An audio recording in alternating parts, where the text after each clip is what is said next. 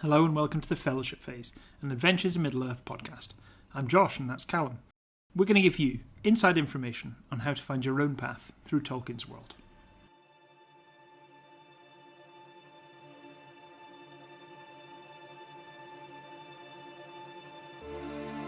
For this is what your folk would call magic, I believe. Though I do not understand clearly what they mean. And they seem also to use the same word of the deceits of the enemy. But this, if you will, is the magic of Galadriel. Did you not say you wanted to see elf magic?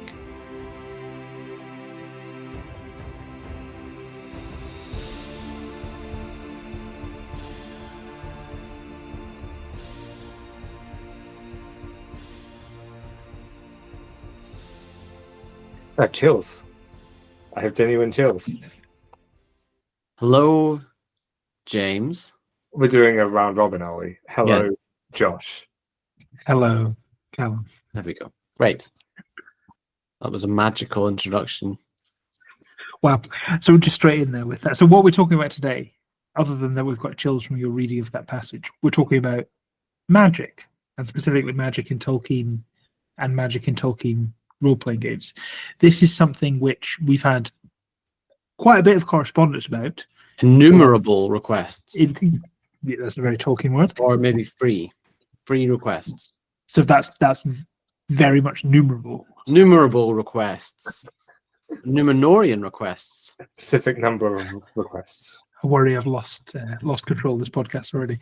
We're talking about magic, how to implement it in your games, how to use it in your games, why it matters, how it can be fun, and some potential stumbling blocks. There's a lot to cover, and we've got our resident wizard. Is James our resident wizard? I feel he is. Our resident I don't know wizard. if I want to live up to that. I don't know if I want that pressure. Our resident scholar. I in do both. always arrive precisely when I mean to, though, for the record. Unlike me, I'm late to everything. James is here to talk about magic and lore. Callum's here to talk about magic and rules and the details and the crunch and how we can use it in games, how we have used it and how you could use it. There's a lot to cover here, which touches on basically the whole concept of magic and the whole concept of magic in fantasy. So we're going to try and stay on target. So perhaps we could, James mouthing, are we? Where should we start? Should we put this in a bit of context? And then we can try and give some practical implementations of how people could use this in their own game. As we go on, we'll give examples of how people could use magic in AiME or Lord of the Rings 5th edition. Well, how's this for starting with some context? I mean, what do you guys think of when you think of magic in Lord of the Rings? Like, what immediately comes to mind first? Mirror of Galadriel. Okay, what else? For me, Gandalf, and that he is, in my mind, the quintessential wizard. Like when people use the word wizard, Gandalf is my default of what they mean. Even if they mean something very different now, he is what they think of. And he is the Merlin fans are going to be coming for you, Josh. I was a child who grew up with Tolkien rather than with Arthurian legend. But yes, but I think of Gandalf as magic. And then more broadly, I think of Middle-earth as a very magical setting in a magical place without being somewhere abundant with magic. I think that's a very important nuance that is tricky to kind of pass, but very important. Callum, what do you think? It has to be Gandalf, but it's also the subtle things. I think it's the words and the songs that stand Yes. out. It's the prophecies. It's the foretold. It's the Saruman's voice is a really powerful example of it. I read the books before I watched the films, and I guess that's, so much of what I think about in Lord of the Rings is from the films now, because I've just watched that more than I read the books. I think it was the words that seemed to have the magic. That's like the name of the wind. Like, I guess that's kind of a similar idea in terms of a fantasy novel where, like, knowing the name of something gives it its power. But like, it's the song of creation. Like, the magic is embedded in language, which I guess just speaks to me what Tolkien was doing. He was, he was a literary literarian. Yes, that. There's an old saw that says science fiction is about our relationship to our tools, to technology. Fantasy is about our relationship to language, and how language can be or is rather, a conduit for power. Yeah. Which is a huge amount of what Tolkien was about in his professional work as a linguist and academic, and then as a writer and the creator of Middle-earth. It's not surprising that magical words and phrases and oaths and song is given so much weight by Tolkien as terms of being magical, because that's where he's coming from. Those are the elements that were so important to him. The other half of which I think is interesting is he was obviously very much inspired by the landscape around him in England and the idea of the kind of pastoral idyll. And I feel there's a lot of magic in nature in Tolkien's work. And there's that kind of implied magic of things. Some of it is quite explicit, and you get things like the Ents who seem inherently magical. But there's a lot of implication that even just woods themselves are magical, and that creatures have a sort of low-level degree of magic in them. The weather, there's a degree of magic in it. I think words and nature. That one fox in Fellowship of the Ring. What's going on there? I don't remember that. What's this? There's a fox that has very developed, complex thoughts about the habits of hobbits. Oh, yes. In Fellowship of the Ring, it's been much discussed by certain academics and nerds. Yes, thank you, Callum. And that's a sort of a funny relic, as it were, of the slightly more kind of fairy tale world of the Hobbit, where you had more talking animals and it was a little bit more whimsical. Yeah. So James, wrestling the hosting back from you as our sort of, I guess, residents. I guess we brought you on for this episode, as many before, and you regret it because we wanted your insight. Because I think of all of us, you're the most Tolkien scholarly. So what would you say? How would you? I don't know how much Brendan knows. Like, I do not know how much. No one knows how much Brendan knows. This is the thing. Brendan is unknowable. He is unknowable, and the count of things he knows is in fact innumerable. Yeah. So James, if you were going to give us a really short summary on what you think magic in Tolkien is, how would you like boil that down? Because as we said before we recorded, I think we could talk about this completely separately as a topic aside from the role-playing game angle. We could just talk about the nature of magic in Tolkien for so long. Yes. Do you want to hear what Tolkien had to say about it? Yes. So this is from one of his letters. He was a perfect letter writer, as Tolkien fans are well aware. Worth bearing in mind that this is from a draft of a letter, and he didn't send this draft, he sent a different draft. So he literally wrote this and then thought better of it and was like, I'm not actually going to go here. But the draft got preserved. So I just thought this would be a good starting point.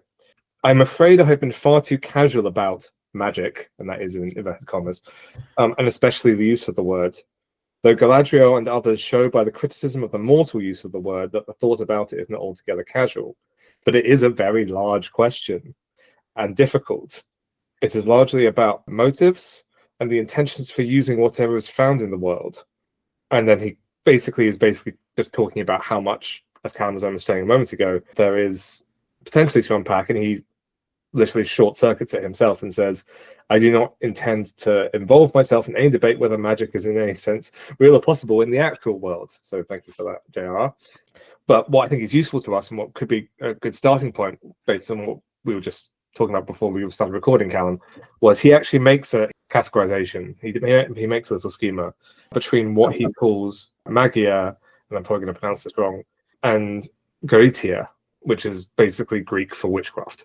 And so for him, magia is things that like make a sort of material impact on the world, and the witchcraft, I'm just going to call it witchcraft.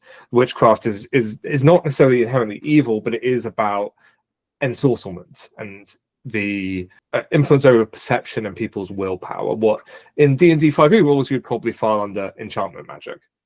Yeah. So yeah, and that quote that you read out from Galadriel both illustrates somewhat that point, but also the fact that within the universe of Middle-earth, no one really thinks about it in these terms. Yes. No one is going around in Middle-earth with a clipboard and ticking the box for what kind of magic it is, because that's just not how Middle-earth operates. But it is interesting to me that he actually started writing out this kind of explanation of magic and literally was like, actually, you know what? I don't need to send this. Which I think that choice is itself significant. But it shows how much thought was put into it, and that he obviously did wrestle with this as an idea. This is one of those benefit of hindsight things. It would be intrigued to know how much or how little he liked people trying to put rules and regulations and schema onto the magic in his books. I imagine he did not value it in that structured way, but such is scholarly reflection on these things. People have obviously looked into it and seen how they could codify it. There's also a very funny bit where, so one of the things that he lays out in that letter is that magic is not something you can learn, it's inherent power. And men can't study magic books and learn spells. That's not a thing in Middle-earth, which I'm sure we will talk about. Although there is a footnote, and I really love this footnote because of the way it's framed. He just wrote, but the Numenorians used spells in making swords? ? Which I'm just like, yes, that's how I DM. That's exactly what I was going to say. The number of times I've made notes where I've had an idea and just put a question mark as this is potential, which in my brain is my way of saying, if this comes up with the players, I might say this is the case. So I'm glad that Tolkien operated on a similar basis. Okay, so we have that sense of what magic is to him, to Middle-earth, the fact that readers and audiences who've enjoyed Tolkien's work will have an understanding, a sense, they'll have examples of when magic is used. How do we then translate that into a game, and why does that matter? Callum, you've lore mastered for us. Yeah, so I can tell you what is in the released books, Adventures of Middle-earth and Lord of the Rings RPG. There's also a load of other content like the Middle-earth role-playing MERP modules, and they have a lot of magic stuff in them, but we're not going to talk about that because I haven't read them all and I find it a bit overwhelming. So starting with AiME, which is where we've been, there's a really useful, and I was reading it again to prepare for this, and I thought, we should have read this more. It's like on Reddit when people talk about D&D and someone asks a question or comes up with something, and then someone inevitably posts me like, it's in the Dungeon Master's Guide, which it usually is, because the Dungeon Master's Guide's actually got loads of great stuff in it. And I think this magic stuff is in the Lore Master's Guide for AiME, if you're lucky enough to have it. And it sort of sets out like kind of what they think magic is. And basically what James just said, it's not a field of study. You can't learn it. Like dwarves have intrinsic magical abilities. Elves have their own. Men may have some as well.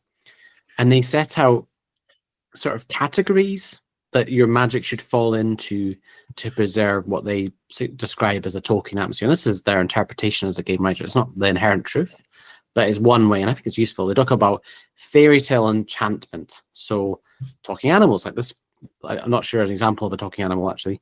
Ravens. The ravens, there we go, thank you. How could I forget them? There's enchanted fireworks, there's magical toys from Dale. Fairy tale aspect is there. The second category is oaths and curses. So we've heard about that. The dead men of Dunharrow, they were the oath breakers. The prophecy of the death of the Lord of the Nazgul. The Gollum's death was fate. Aragorn's prophesized fate by, was it Malbeth the Seer? Who was a man, interestingly. Gone back to that. And it was Glorfindel who prophesied about the Witch King's death. So oaths and curses have a lot of power, which is, I guess, why Gandalf recoils so much when Pippin swears an oath to Denethor. Yes. Next one is items have power. So magic items, they're much more common. Spells, we've got magic swords, we've got magic rings. And then there's unseen world. So, we have that great scene in the films where Frodo puts on the ring and he sees the wraiths as they are. And there's also this idea that elves are sort of in that world as well. So it's almost like an ethereal plane, is an easy way to think about it. just picking up on what you were saying, Frodo seeing the ring wraiths, but also Frodo seeing Arwen. Yes, the elves appear in the unseen world in a different way. Next, they talk about necromancy. So the necromancer was one of Sauron's name, the evil spirits, the wights, the undead. And then finally, they talk about names and songs. So Frodo calls on Elbereth, I think at multiple occasions, the black speech in Rivendell darkens the sky. So, but also going even bigger than that, like the song of creation that created Arda and the world.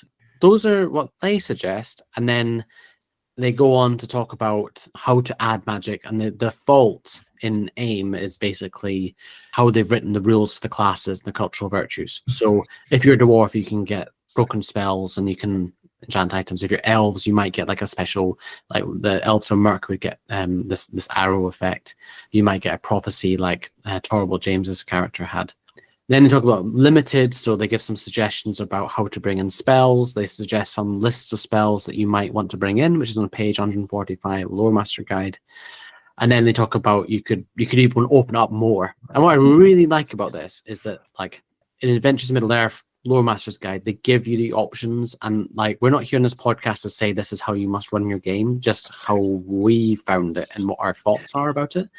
And lots of people, I think, are out there, and we'll come on to homebrew in a second, but, you know, trying to find ways to bring magic in, because magic's fun, isn't it? So it'd be really fun to play a magic user in AiME. It's just, how do you make that not ruin the setting, and not sort of take away the magic by bringing in magic? Particularly around items have power and fairy tale enchantment, those elements that Callum highlighted from the Lore Master's Guide. There is the sense that the world of Middle-earth, it's very animated, in the sense of, you know, it's like Legolas listening to the rocks and the trees. There is this sense of people are, you know, connected with the world around. The hobbits are connected with the Shire in some way. No less, the things that people make are connected to them and hold some of the spirit. Again, that connects to the unseen world as well, of the people of Middle-earth. And there is this sense of everything is sort of flowing in a less structured, but still kind of, it's a form of power, but it's not like hierarchical power necessarily. It's like Dust and Philip Pullman, or was it I don't know how Philip Pullman would feel about that, but sure. Yeah, maybe. I think maybe we wouldn't like that, but he's probably not listening, is he? Or like in Critical Role, I think, is it in 5th edition in general, like the weave and all that stuff that they were talking about, like magic flowing through ley lines and. Well, that kind of probably connects to what Josh wanted to talk about. Yes. So we've talked about the fact that Middle-earth is a very magical place, and people, readers, audiences, players associate Middle-earth and Tolkien's work with magic of some kind. And I think we have a shared understanding of what is magical in Tolkien, and certainly a shared understanding of what isn't, which is the idea of learned spellbook magic, go to magic school, wave your wand. That's not part of Tolkien's magic. And we know why people want to use magic in the role-playing games, because it's fun. The whole part of role-playing games is being able to enter worlds that we otherwise couldn't, do things that we otherwise could, magic being one of them.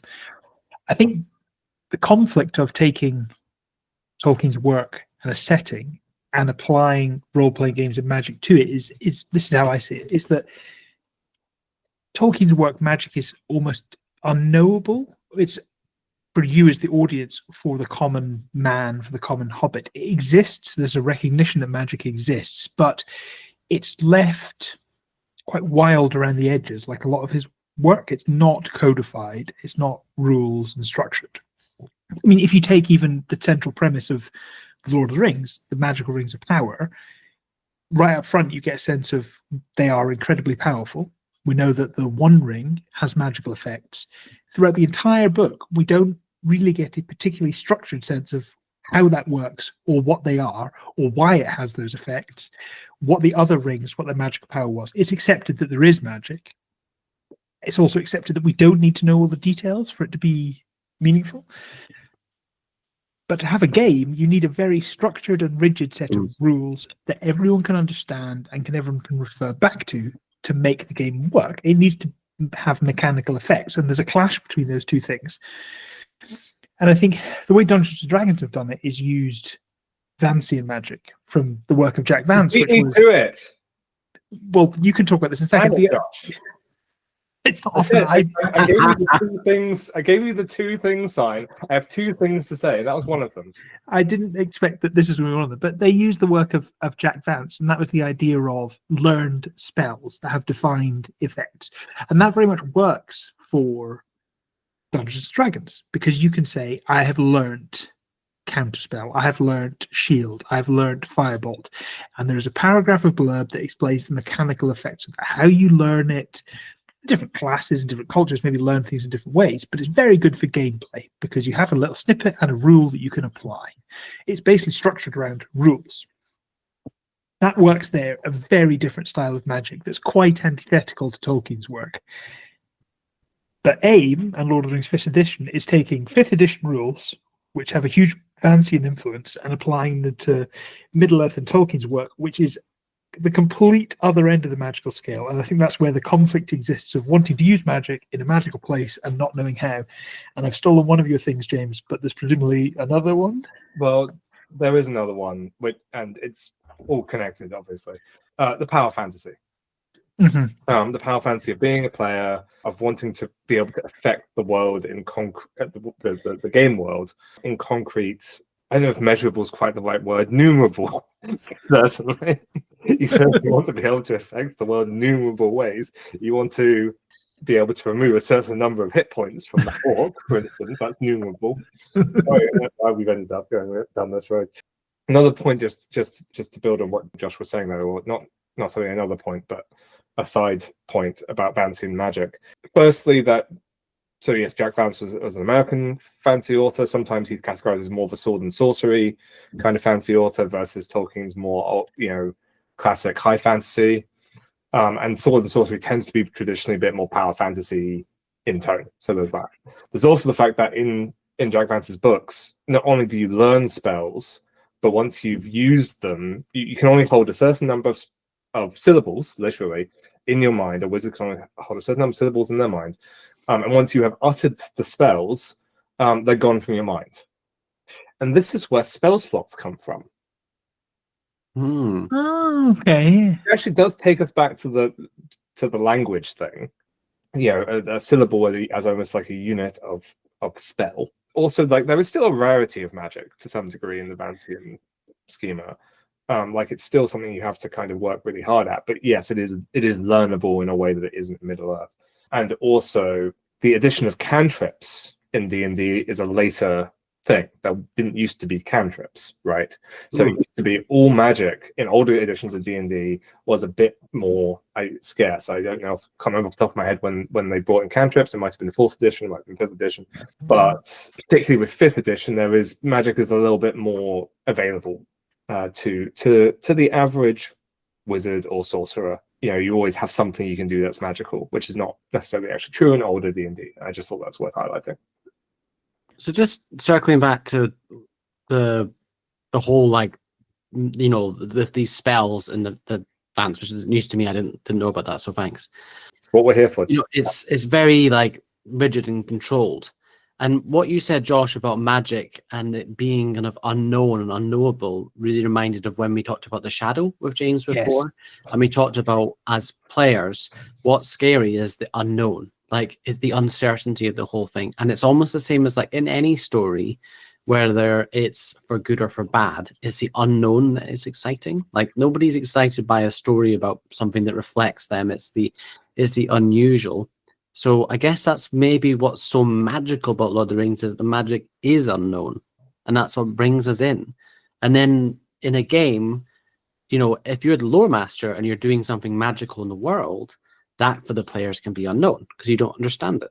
What is Tom Bombadil's deal? We'll never know. We'll never know. So yeah, I think that is, yes, that's so true that is the inherent problem. And the other thing that I wanted to say, because that second point, was all this talk about numerable and Numenor made me think that's Numerwang. Okay, yes, that was the inevitable conclusion. Line of thinking. I think we've done. Is that the podcast? Are we done? On I think we. I think we. Nobody will get it if they have. We've got a large American audience, and I'm pretty sure none of them have seen Mitchell Webb. But if you just go onto YouTube and type in "that's number Wang," then you'll know what we're talking about, and you'll thank us later. So I can't believe it's taken so many episodes, maybe 40 episodes, innumerable amount of episodes to get here before number Wang was mentioned, and you've deployed it in just the right sense. I'm so happy. And just circling back to what's in the rule books, because there's quite a lot to talk about there. So not played with Lord of the Rings RPG yet, but certainly read for the books. And once we've played it, we do plan to. That was another request, was reviewing that. And I think it would only be fair to review that once we've actually played with the rules. In that, there isn't the same section as there is in the AiME Lore Master's Guide about magic. It's much more distributed. So there's magical weapons and there's magical successes, which is essentially like a success and it can apply to loads of things, like a lot of ability checks. And it's quite a nice way of implementing, because it's not saying like I restrict myself to this spell or this specific mechanism. It's more saying like, and there's some class features that add, ability to get magical success, or changes how that works. But essentially it's saying like you do a nature check and you have the opportunity to get a magical success based on an item or your culture. And then when you do, that can be you speak to the rocks, and so it's kind of allowing the player to engage in magic and feel magical without having to restrict it to spell slots. And I've not played with it yet, but reading it, I like it. It's like a little pocket miracle. I like it because I think it does leave space for things to feel magical without needing to deploy that kind of tiered, structured, magical fantasy system, which is required for that kind of power fantasy game. What I think is interesting, you've certainly done very well. I think in AiME and Lord of the Rings 5th edition, making the world feel magical as the lore master, I think there's more tools available to do that. You certainly made our game feel very magical, and that could be things through, for instance, giving Torwald a prophecy, which doesn't really require. I know there is a rule for Torwald to do that, but it doesn't require much from James mechanically. It just allows you to give a prophecy or to give some foresight, and us to feel that's very in keeping with the world. Similarly, the way that you describe sometimes the weather or the interactions with creatures, we get the sense there's something maybe slightly magical goes beyond just nature. Also the same with songs, with elves. And that's quite possible with the current rule set, because that's on the lore master, really. You're talking and narrating things that are slightly magical, and the players don't really need to know the mechanics of it. That's fine. That still works in the Tolkien world. The challenge is being a player and saying, I want to be a player, I want magic, and to use magic, potentially use magic in combat in a very rigid, crunchy setting. Because I think there is in the books magic that's available to players, and it's in the virtues and it's in the existing rule set, but it maybe isn't scratching that want that people have. So like some of the cool things are the broken spell for the dwarfs and the elven sections. You can take this or even like the Dunedain can invoke Elbereth and call it out. Like Brendan did that with Malbeth at one or more than one point. He was like royalty revealed. He revealed that he had this sort of royal ancestry, and I can't remember the exact mechanical benefits, but at the time it felt really very magical.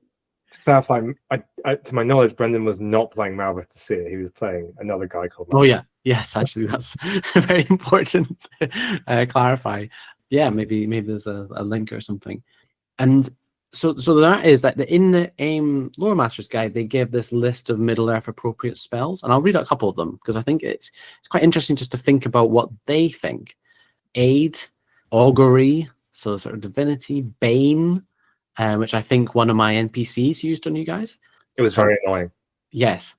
Commune, command, which I also tried to use on you guys. I think Vulture had command. Disguise self, spell magic, divination, earthquake, divine word, dominate person. So I'm kind of thinking, is that what Saruman's thing is? Charm person. So that again, I think Saruman, I made it that he just charmed you guys. Like there was no role. Charm aura. Yeah, charm aura. Yes. Call lightning, heroism, hero's feast. We were talking before the pod about where were we? I can't remember where this came up, but when they meet Gildor and Glorian, the hobbits, when they're traveling, and he conjures this magical meal out of nowhere. So could that be hero's feast? Kate, animals, light. Gandalf does that in Moria, so that's like an obvious one. Healing magic. There's a small number of combat spells in here.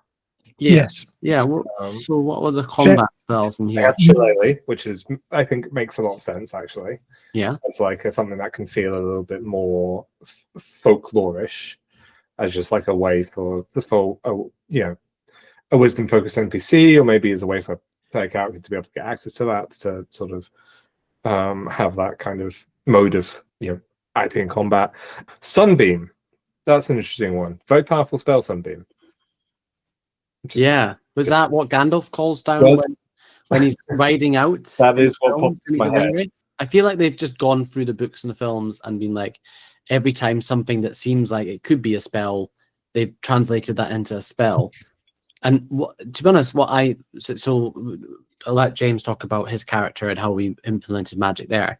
To me, what this was most useful for was less for the players and it's for NPCs. So when you were encountering an enemy or an ally that I thought had some magical, so when I was creating my versions of Gandalf and Radagast and Saruman, I looked to this and I used that as a way to kind of just because it can tend to be a bit frustrating for a player if as a lore master you're a bit vague about how things are working, if they're going to interact with it in a mechanical sense. Yes. So like, although it's great to have like a sort of vague magic because that makes it feel magical, sometimes you do need to have mechanics because otherwise players will get frustrated with you when you can't really give a clear answer about how their mechanics interact with your mechanics. I think that list is illustrative of what we've spoken about, which is, and James is right, there are very few combat spells in there. They're mostly quite open-ended spells that require a bit more work from the player and the lore master to implement and have less. They're less number-based in terms of interactions and rules interactions. They're much more about, like the idea of command is quite an open-ended spell, really. Like the scope is imaginative for the DM and the lore master. So that feels quite in keeping with what we've said, that it's the more open-ended and looser spells that are applicable. I like what you're saying there about giving them to NPCs so that you have an idea in your mind how they could use them. And it certainly did work for us, I think, as players. When these magical effects happened, I certainly always had the sense that they were considered by you and we still had agency, that they were working in a certain way, even if I didn't know what it was. They were working that maybe there was something I could do, or maybe one of my special abilities would have protected me if it was about being frightened, for instance. But then how do we get to the place that we're talking about of giving these spells or giving magical abilities to the players? We had this with Torvald. You two spoke about this, giving Torvald some magic. How does that happen? And did you feel it worked for you, James? Well, I mean, I guess Callum and I were having lots of conversations throughout the game about, again, coming back to that question of how to keep Torvald with his terrible stat block still be Torvald while potentially feeling a bit more useful, or at least the potential to do something that could shift the lay of the land. And Callum, I think, quite ingeniously hit on the idea, well, he has this woeful foresight. That's coming from somewhere. There's something going on with that. Yeah. So I think it was when he, and again, it took a long time. It wasn't something that just, Callum started handing out like candy. Yeah, we got it, just like with Kahu getting access to his bear shape-shifting abilities. It took toward going to Rivendell and kind of spending time in that magical place. And that allowing for the development of, clearly he had some kind of connection already, but the development of some kind of further connection with potentially the Valar and the Undying Land. And it came across less as like Torvald can now cast spells. And it felt less like that, and it felt more like, he's been bestowed a boon. Yes, he has been given the opportunity to channel some of the power. It's not his power, but to channel some of the power of the Valar, like a little tiny minuscule amount, which in mechanical terms amounted to I think it was 1 casting of sleep per long rest and 3 or 4 castings of guidance. I think that's what we landed on. And And thaumaturgy as well was the other. and thaumaturgy, which I did use that one time to guilt LRS. It's the only time I ever used it. Oh, and you were very sparing of how you used it, which I think speaks to that. You talked about spell slots earlier on. That I don't think that's going to work. A lot of things are long rest, recharge, or once per fellowship phase, which seems better. But I think, and maybe this is where we should talk about what other people have done, because I'm aware there's quite a few homebrew and people have emailed in with their suggestions. I think it has to have a cost. Like we see, or I'm not sure how much is in the books, but like when Gandalf uses magic, he is exhausted by it. It's not something he does lightly. He does lots of magic. You know, he tries to fight Sauron with the storm. He uses magic to fight the Balrog. He lights the crystal. He uses fire to the pine cones. You know, all these things, but like it seems to have some effect on him that's negative. In the book, and Lord of the Rings is one book. Something numerable something. Anyway, Boomerang.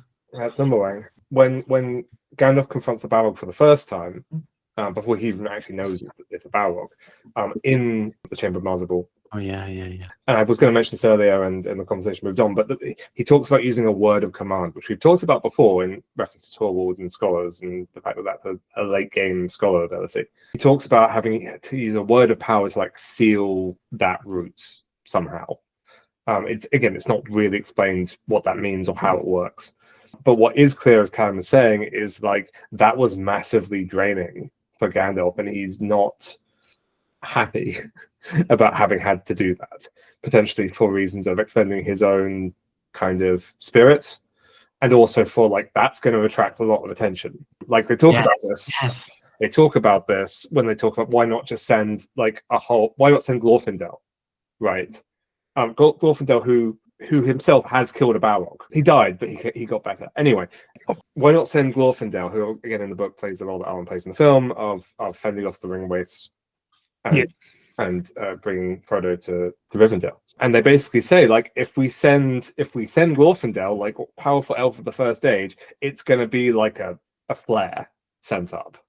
It's going to be, we are coming to you, Sauron. Watch out. Yeah.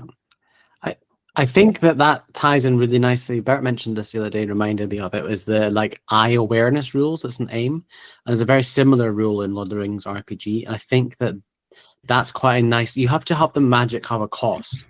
So I think that could be a really clear one. You know, if you use magic, then it raises the eye awareness score and it's more likely to have a revelation episode. We should talk about a whole episode about that rule because I think it is really good. It was a bit too crunchy for us when we first tried it, but we're definitely going to try it in our next game. Yeah. That's one thing. And then I think the exhaustion, you know, I was like playing around with it when we were, you know, deciding how it was going to be working for Torvald. One of the things I thought about was like, you know, do you have to make a con saving throw? Otherwise you get a level of exhaustion. The other way is that you can spend hit dice. So I quite like that idea. I like that idea a lot. Yeah. And so then it's not so much an immediate problem, but then like you take a short rest and you use all your hit dice because you try to close a door. Which is also how that elven in AiME, it's also how that elven ability works, where they can like auto crit, but they have to spend the hit dice to do it. Yeah, I think that's quite a nice way of doing it. The one time I played AiME, I played as an elf and I used that sort of magical fighting ability against a ring wraith, and it felt like a big cost to me at the time. It felt really cool moment, and then we all ran away. But yeah, and sorry, one thing before we move on, which I need to say. So for Torvald's character, one thing that I found really useful in the lore was like thinking about how does a man have access to magic. There's this thing called the Elori Mali, it's the Path of Dreams, which Tolkien wrote about. I think it's in the Book of Lost Tales, and essentially that there's this path that Manwë instructed one of the other Valar to create that leads to Valinor, and men can go in their sleep to the gardens of Lorien, and Lorien is one of the Valar. So I was like, when I hit upon that and Torvald's visions, so then they like gave you these like visions of overnight going that and like that link. So that was quite a nice thing. I often like when I've got an idea to try and tie it into the lore in some way. Particularly for James, because I know that he'll know what I'm referencing. I do appreciate it, and it is something that runs quite deep in Tolkien's work. And again, we've been talking about the sort of prophetic and kind of these visions, that aspect of quote unquote magic. And that's something that Faramir talks about. Faramir it's not a prophecy, but he has a vision of the fall of Numenor. And Tolkien himself talked about having visions of a sort of great catastrophe that went away when he wrote about it. I just thought that's interesting. I was wondering, what have other people done about homebrew? Oh, what a great question. So there's a couple of things that I would like to point out, which I've found helpful, that I found on the Reddit page. So the first, and the one I've had for quite a long time, is the Lands of Shadow region guide, which was written by, now I don't know if I have the newest version. There's a huge team that are credited on it. And I think that the guild staff at Devils for Hire, but there's a load of people that were involved in it. And they have a couple of things like rules for different classes, Black Numenorians, Ents, which we haven't used. But one of the classes they have in there is the Servant of the Secret Fire. And it's trying to give people an option, and it links, it's not so much spells, but it kind of like magical abilities which are linked to the different Valar and Maya. And it's really cool. We haven't used it, but I really like the idea of like sort of exploring what those different things add in terms of like, we know that the dwarves get their magic from Owly, the smith. The other thing that I've seen on Reddit was that someone posted a sorcerer class. So we talked earlier on how there's like not really wizards who lend spells, and I guess in 5th edition the sorcerer class seems the best fit for a magic user because it's an inherent ability. So that was posted by someone called, and that was posted by Laser Llama, which is, how could you forget Laser Llama? So thank you, Laser Llama. And then the final thing I wanted to point out is there's a website called zerohitpoints.com, and that has a load of stuff which is not specific to Lord of the Rings, but one of their sections is Middle Earth for 5e, and I think this may predate. Certainly, has been along for a long time, and they've got some stuff on their website about magic and spell casting, and they add a couple of suggestions. So they talk about like rule modifications, so the enemy watches, so basically the ring awareness, power overwhelming, so like if you put a natural 1 on a spell casting check, you get a disadvantage. Or you can talk about life price, so they talk about the hit dice cost, so maybe that's where I got that idea from. And certain locations modify how magic works. Some locations means that certain types of spells aren't allowed. So that's really, like, I would suggest looking that up because it's got some like useful inspiration if you're thinking about doing that. And I guess other homebrews, so Faust emailed in and said that he was working on a conjurer subclass, which sounded like quite cool. Kind of riffing off one of the backgrounds in the AiME book, which is the magician, which is, I really love. I always like the idea of doing a hobbit magician who is like low level, it's sort of like tricks. It's not real magic, but it's that idea of like trying to emulate it. So yeah, those are some of the homebrew things that I've come across, which I found quite helpful when trying to think about using it in our game. Just a note on that zero hit points. First of all, I think their suggestion for invisibility makes a lot of sense.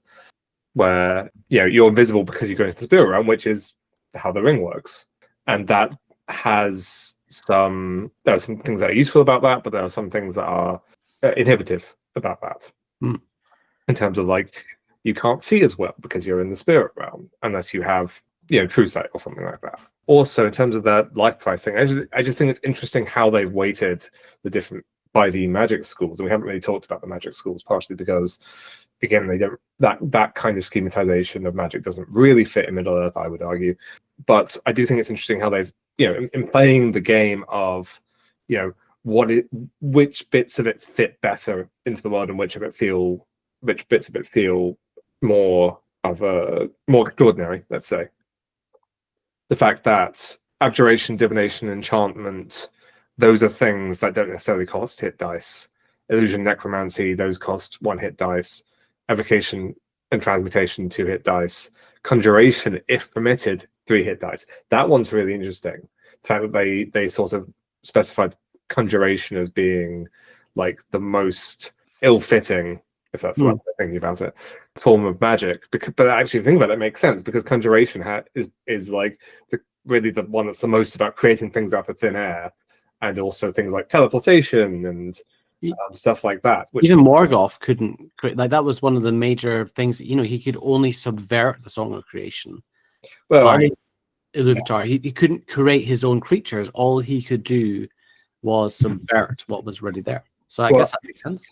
Yes, I mean, obviously in most settings in D&D, you're not creating things by conjuring them. You're pulling them in from like another plane. But again, that doesn't really fit with the Middle Earth atmosphere, to say the least. Except the only place it might fit would be like the War of Wrath at the end of the First Age. But even then, it's like Arundel had to specifically go over there and like be like, guys, you got to come with me back and deal with this whole Morgoth situation. I'm quoting from Silmarillion there. I was going to say, is that his exact pitch? Yeah. So like people, not even the Valar just like pop into existence. Yeah. They when like Olmo turns up, and Olmo is the Valar who tends to turn up the most to actually talk to people. When Olmo turns up, it's because people are by the sea, and Olmo is the sea, so he's there. But like Olmo isn't going to kind of just rock up to Rivendell. No, I know exactly what you're saying. So homebrew rules do exist. They can be used. There are strengths to them. We've tested it in our game, and I really like this idea of what the cost to it is. And I've said this before in the pod, but D&D and a lot of role-playing games are very much at their heart resource management games. You have resources, whether it's a number of arrows or hit dice or HP or spell slots. And the game is about how much you manage that. And being a lore master, a dungeon master, a game master is about presenting challenges that require resources to solve. This sort of central tension is that in Tolkien, magic isn't really a resource in the same way that it is elsewhere. It is this inherent thing. And all these systems we've talked about, slightly, I feel, shoehorning a system onto something where that central tension of the fact that magic is not a resource in Tolkien presents that challenge. It's my view. I think it's possible to do, and these, I think, work in the game if the player and the lore master buys in. I mean, I would just point out, like, if there's one character who treats everything like a resource in Lord of the Rings, it's Saruman. Well, yes, he's a bad guy. Yes, yeah, that's very true. I think like it's almost saying that like to like change or like manipulate the way that the magic is, because the magic is just there. It's like the resources, your willpower, your constitution, your strength to subvert it. And even Gandalf, it's a big ask for him. And I actually, looking back at that website, I think that is a really nice way of if you're going to use spells, if I was going to do it now and allow players to do that, I think I would think hard about which spells, and I think that the AiME guide is quite a good starting point. I would think about the themes are in Lore Master's Guide and make sure that they, the idea of it and the players were on board with those themes. And then, I think I probably would use hit dice and use those multiplications for the different schools. I think that would be quite a nice place to start. The other consideration is just like the characters and what, what their lineage is. Like, past the reason why Númenóreans have some additional power is because they have a connection to the elves. Like Aragorn is descended from Luthien, who, in her own right, a very powerful magical figure. She literally put Morgoth to sleep with the song. She literally put Morgoth to sleep. She magically grew her hair. I feel like this is under... And also the other thing that he's descended from is Melian, who was a Maya. Right, well, Luthien's mother, exactly. Yeah, and that's one of the things that someone was talking about. So actually, something you haven't mentioned, which I thought was really useful, was Men of the West, who's a YouTuber. He did a video on magic in Middle Earth, and he talked about like the different types of magic. And I thought that was quite a nice thing if you're going to bring this in to watch, because it kind of gives you a bit more of an idea of the theme. And he talked about how the line of Melian have this sort of magical ability to heal. So I thought that was quite nice. Yeah, so I think if you do want to, I guess what we're saying is if you do want to work it into your game, then it's what could be really both useful but also fun is thinking about where does it link into to the world? How does your how is your character sort of connected with any of this? Are you playing an elf? Then your options are going to be more. But like also, if you're playing a hobbit, maybe there's something you can do there with like the sort of the humble magic of hobbits. Build on that, perhaps. I think that's key. It's like, it doesn't matter. Like, I could sit down and spend ages making the best homebrew class for Magic, and it would feel really in keeping with Tolkien, and I could come up with a clever way to make the hit dice work so that it felt impactful and use the eye awareness rules. But if I then take that and give it to a player without really making it feel grounded in that player's place in the world and make sense for them as a character, I think you're going to just fall apart quite quickly, because you're like, so why is this random woodman, able to cast spells again? It's really harsh, the woodman, but not inaccurate. I guess the other thing to say as well, we haven't really touched on this, and I feel like we should, is the fact that one of the sort of things that could be sort of seen as being most typically magical or supernatural, that like there is clear discussion of within Tolkien's writings, is the telepathy.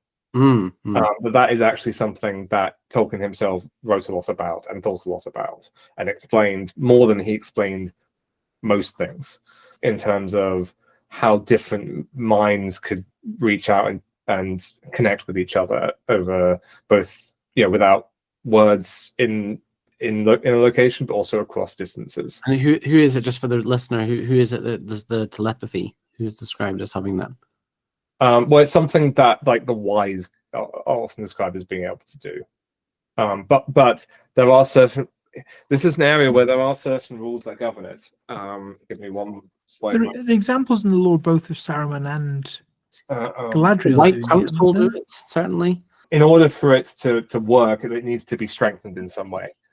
And he says, this is from his essay, Son Like Enter, which is collected in The Nature of Middle-earth. If you want the really hardcore, nerdy Tolkien stuff, but Nature of Middle-earth. So it needs to be strengthened by affinity, urgency, or authority. So affinity is kinship, or other forms of kind of interpersonal connection. Urgency is sort of by the great need of the sender. I do actually have an example of this. And then authority, obviously, of just the powerful force behind the message. So an example of urgency could, for example, be when Frodo is at Amon Hen, and he is seated on Amon Hen, and he basically is being sort of drawn in towards Sauron. And there is an implication that some entity intervenes in that and sort of helps shield. This is again in the book. Helps shield Frodo. I'm pretty sure that was Gandalf. That was Gandalf post-resurrection, or potentially, in space in between life and death. I'm not sure of the timeline. Basically, because of the urgency of that moment, being able to kind of cast his thoughts to shield Frodo from Sauron a bit. And similarly, Sauron is shown to have like the capacity to through his authority to kind of project his role in some way, as well. I wonder, but Josh hasn't said something in a while, so I want Josh to. Do you need to say something, or you done? I'm done. No, I was just, once James got the book out, I felt I could just sit back and I could listen and I could watch. I've got something I want to say, but I want to give you the main thing I was thinking a lot about when we were talking about this is, I think a piece of advice I would have, and it doesn't just apply to Magic, but to the way that you collaborate as storytellers together, is a session zero and the things that go into it. I feel that a discussion of Magic in Tolkien is essential to a session zero for role-playing Tolkien, and as part of that, a discussion of what part Magic will play in your group's game. Because all the things we've talked about require the buy-in of the player and the lore master in how to use the magic in a setting appropriate way. Like you say, Callum, you could come up with the most elegant rules possible for a class of spellcaster, But if someone's just spamming spells the entire time while they're wandering around Middle Earth, it would take everyone out of the setting. I think. Yeah. So I think it requires that buy-in. Yeah. What matters is that the players and the lore master have a shared sense of Yes. the version of Middle Earth that they want to inhabit. If you want to play a high heroic version of Middle Earth where you get where you take short rests that last 10 minutes in game and long rests that last an hour, and you have fireball and whatever. If you all want to do that, go wild. Why not? But the other thing I was going to say though is also when it comes to versions of Middle Earth, what era of Middle Earth you're playing in. Yes. Stole my point. Yes. You've actually stole the point I was going to make. No. I've stolen Callum's point, which was going to be Josh's point. So I've actually this week fully stolen everything. But yes, if you're playing in the first age, or if you want to try and do a Silmarillion adventure, then there is more magic around, basically. And that's also just how Tolkien's world works. In the most recent supplement for the One Ring Second Edition and Lord of the Rings RPG, there's the Elven Refuges. I can't remember what it's called. We've not got it, the book, so we'd like to read it. But in that, there's rules for creating a level 20 Elf Lord.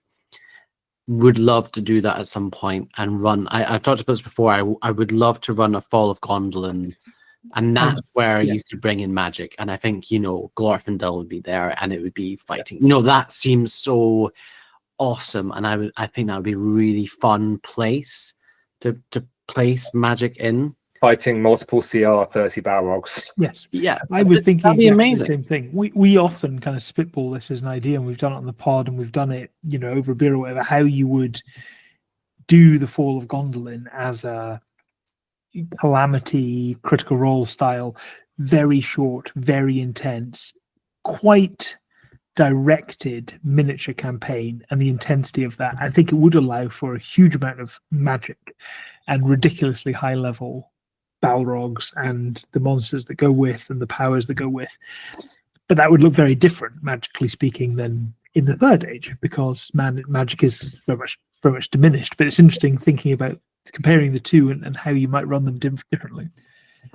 I wonder if one thing I would like to just talk about is I found it quite useful to just think about what magic is in the lore, what examples there are to categorize that, because then I think that if I was going to think, does this fit into the world? So we've got those sort of categories from the Lore Master's Guide, but I find that's a bit more vague.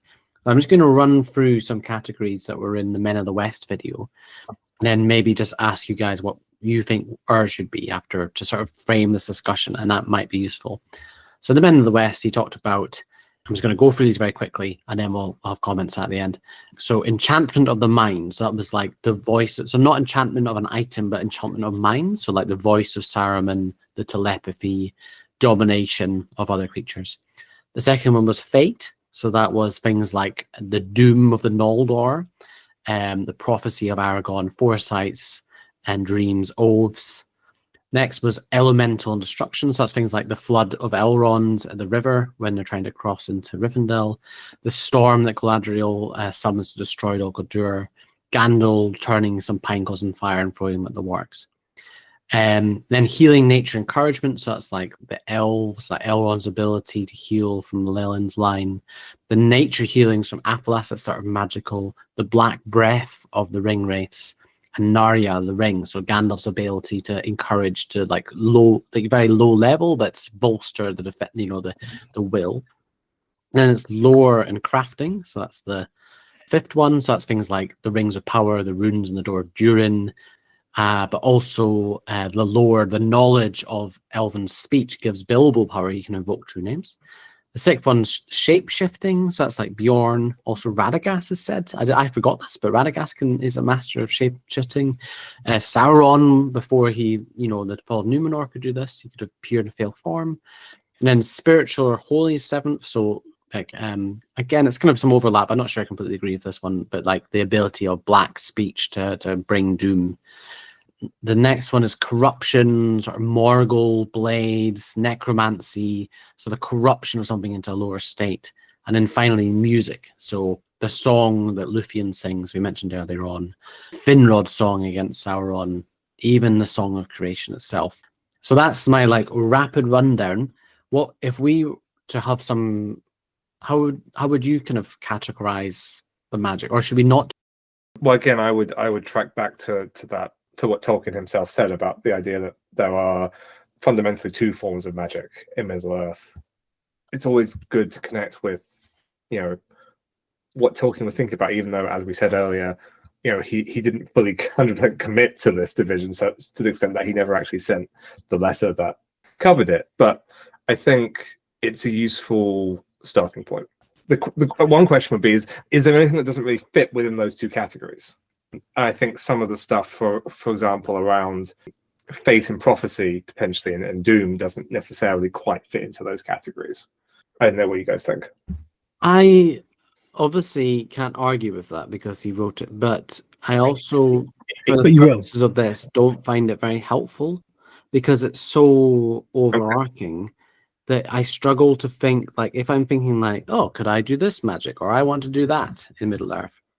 If I then think, is it magic or witchcraft? I'm like, yeah, but like, I guess what I'm trying to say is like,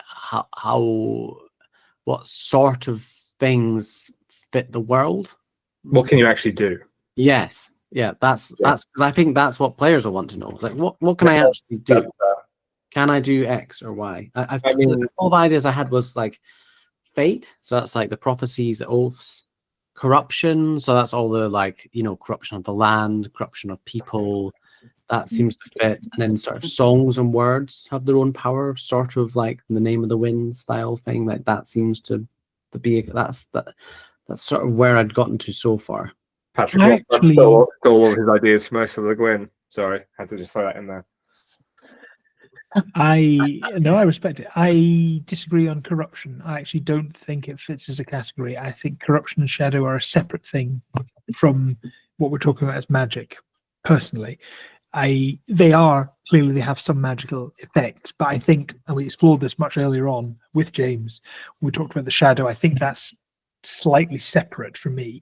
I actually don't think it's a bit of a moot point for this discussion because no one plays an evil character who's using the shadow as a magical power anyway. But so I don't think it doesn't have a meaningful impact on how they use magic.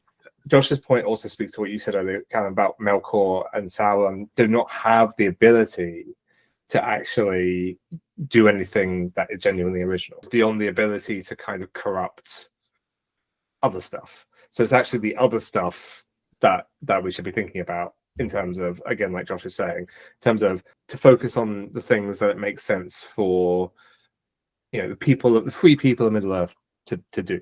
And again, I think the,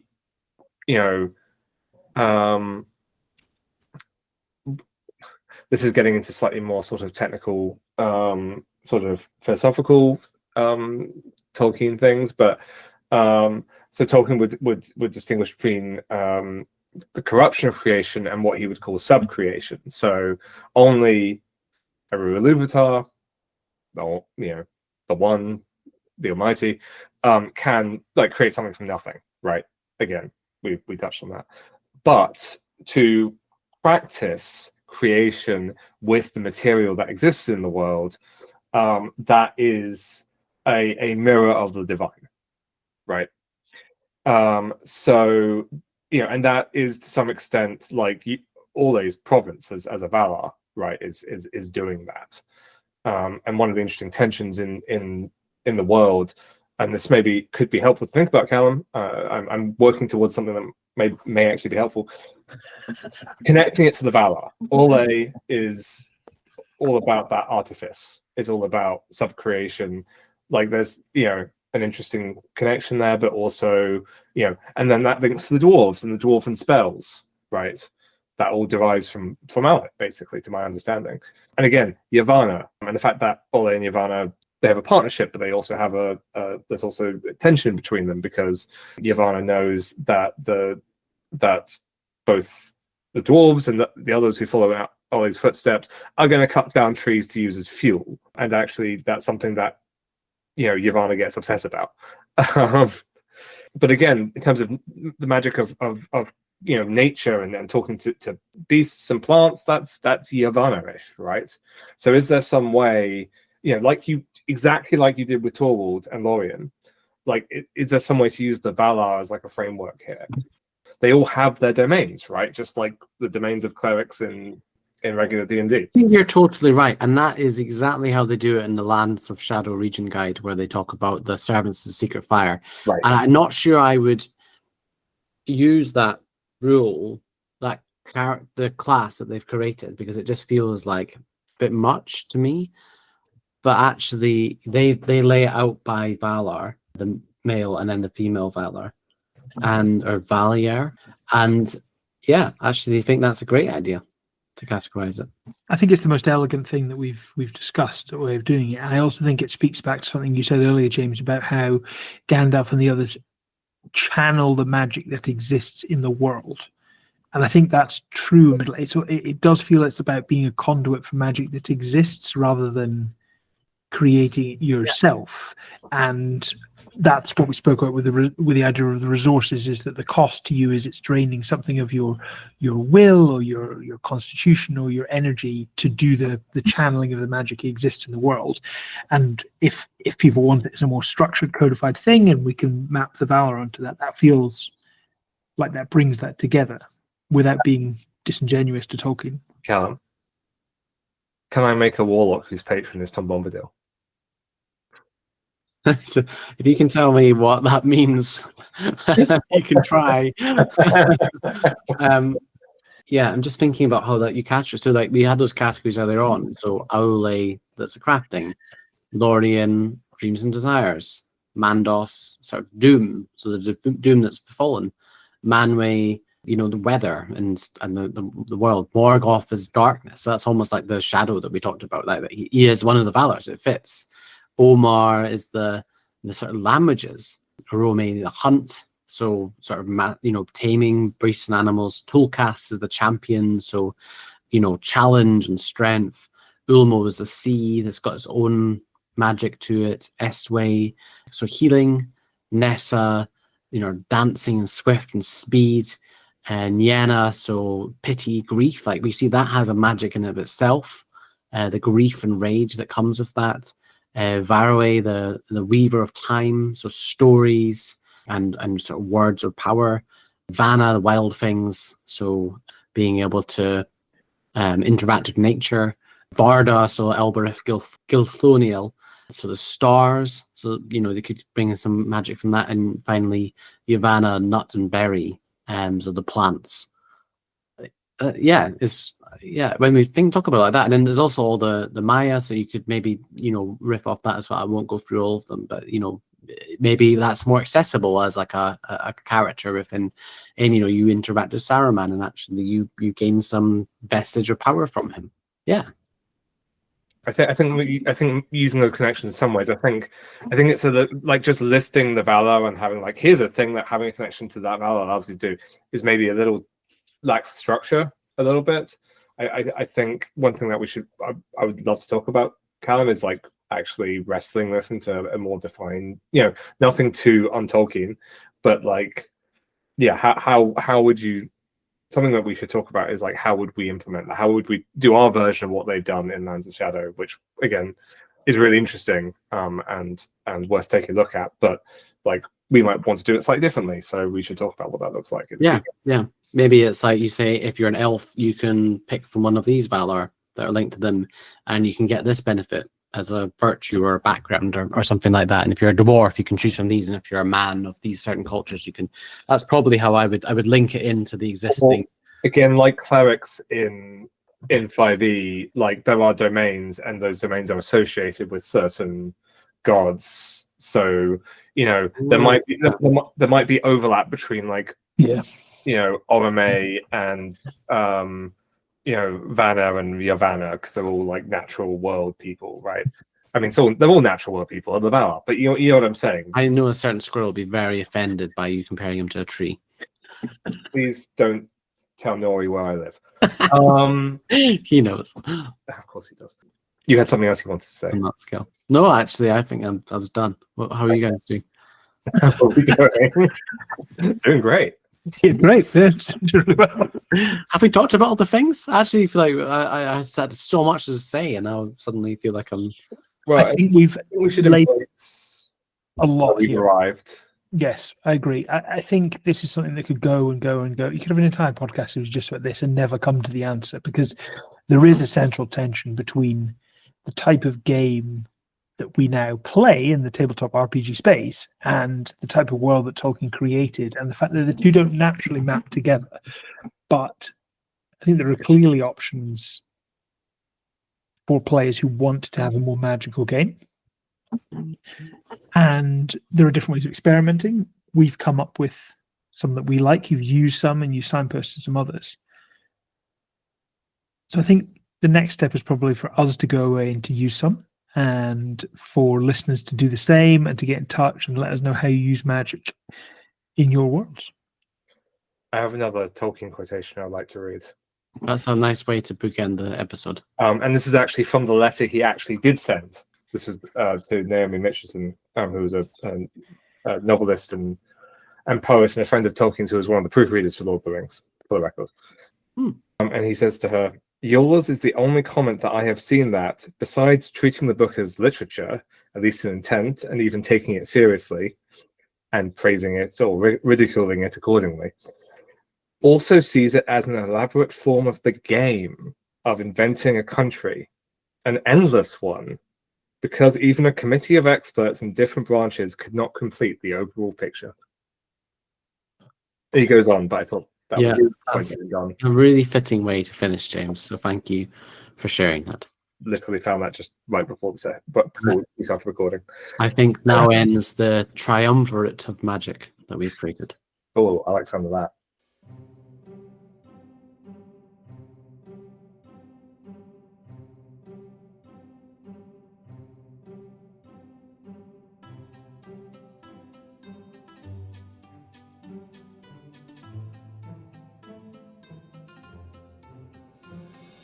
No emails except on party business. And comment suggestions and questions to thefellowshipphase@gmail.com. The long year turns to its close. Much we have accomplished these last seasons. Our fellowship disbands, but is not broken, and we will return On the next episode of The Fellowship Phase.